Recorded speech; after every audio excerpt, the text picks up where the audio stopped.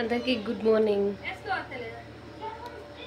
ఇప్పుడు మార్నింగ్ 6 అవుతుంది.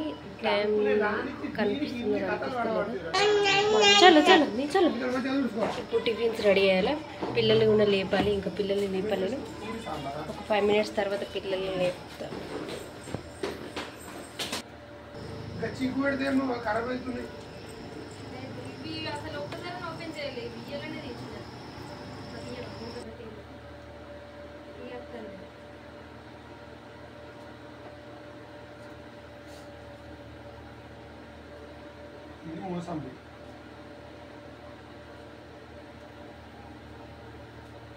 బాయ్.